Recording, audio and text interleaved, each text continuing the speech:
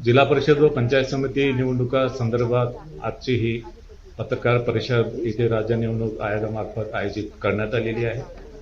आपल्याला माहीतच आहे की माननीय सर्वोच्च न्यायालयाच्या निर्णयानुसार ज्या जिल्हा परिषद आणि पंचायत समितीमध्ये 50% पेक्षा कमी आरक्षण आहे अशा जिल्हा परिषद पंचायत समिती निवडणुका लावण्यासंदर्भात माननीय सर्वोच्च न्यायालयाने निर्देश दिले आणि त्याच्या अनुषंगाने 12 जिल्हा परिषद आणि 125 पंचायत समितीमध्ये निवडणूक घेण्यासंदर्भात आजची ही पत्रकार परिषद आहे।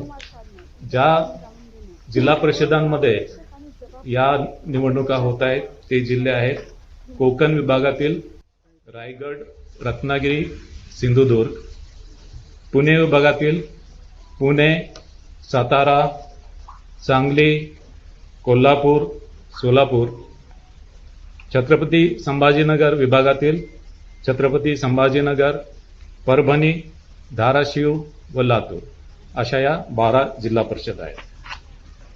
या निवडणुकामध्ये प्रत्येक मतदाराला 2 मते देणे आवश्यक आहे। यामध्ये 1 मत त्याला जिल्हा परिषद निवडणूक विभागासाठी द्यावं लागेल आणि 1 मत पंचायत समिती निर्वाचक गणासाठी द्यावं लागेल। या निवडणुकीमध्ये नामनिर्देशन प्रक्रिया ही ऑफलाईन पद्धतीने राबविण्यात येणार आहे।